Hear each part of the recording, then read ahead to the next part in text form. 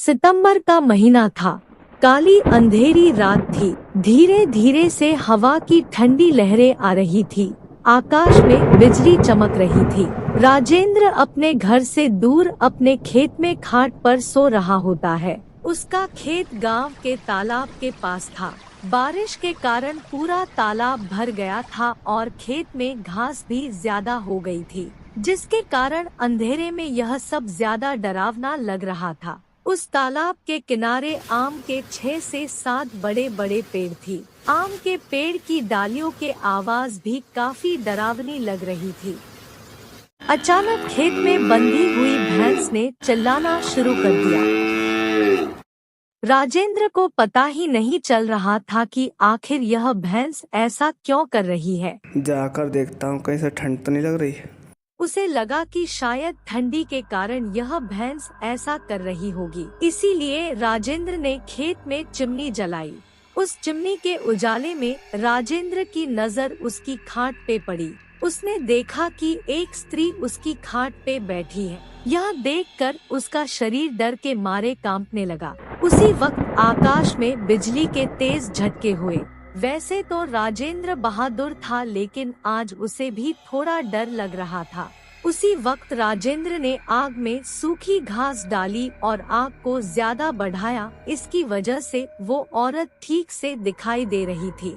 राजेंद्र ने तापने के साथ बैठे बैठे ही आवाज लगाई, अरे कौन है भैया वहाँ पर सामने से कोई प्रतिक्रिया नहीं मिली तो राजेंद्र अचंभित हो गया। उसकी समझ में कुछ नहीं आया। राजेंद्र खड़ा हो गया। तभी राजेंद्र ने सोचा कि अब डरने से कुछ नहीं होगा, मुझे हिम्मत से काम लेना पड़ेगा, क्योंकि जो डर गया वो समझो मर गया।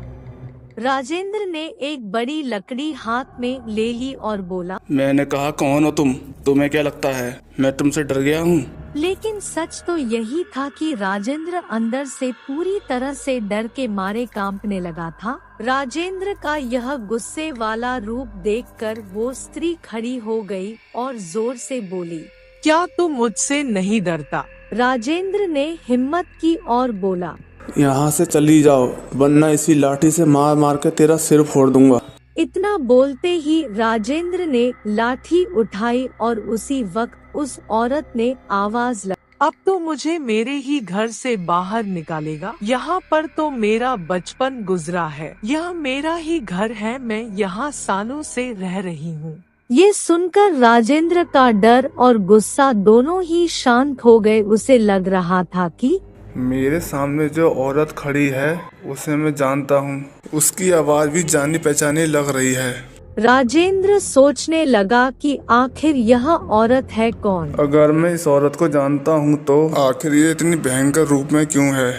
अरे यह तो गीता है, मेरी बड़ी बहन। बचपन में मैं और गीता साथ में ही खेत में चारा काटने का काम करते थे। अब राजेंद्र को पूरी बात समझ में आ गई थी। यह गीता के बचपन की बात है। जब गीता 14 साल की थी तब इसी खेत में गांव के कुछ बच्चों के साथ खेल रही थी।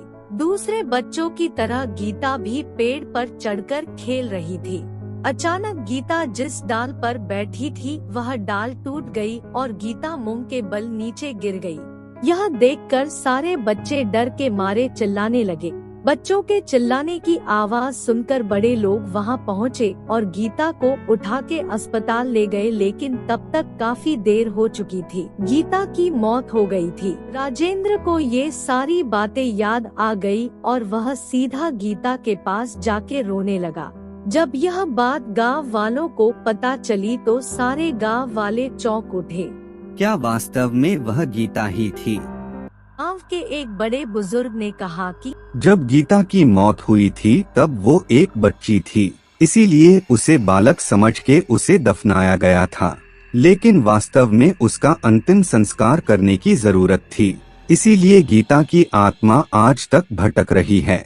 राजेंद्र ने तुरंत ही गीता को जहां दफनाया गया था वहां से उसे निकाला। किसी की भी हिम्मत नहीं हो रही थी कि कोई उसके पास भी जा सके। उसी वक्त गीता की आत्मा गांव वालों के सामने आ गई और कहा, हाँ, आपकी बात सही है, मैं मर चुकी हूँ। आप लोगों को मुझसे डरने की जरूरत नहीं है। मैं अभी भी इसी गांव की बेटी हूँ। लेकिन मैं आज तक भटक रही हूँ, मुझे मुक्ति दिलाइए। बाद में राजेंद्र ने गीता के शव का अंतिम संस्कार किया और उसकी आत्मा को शांति दिलाई। दोस्तों, अगर आपको यह कहानी अच्छी लगी हो तो प्लीज वीडियो को लाइक, शेयर, कमेंट और चैनल को सब्सक्राइब करें।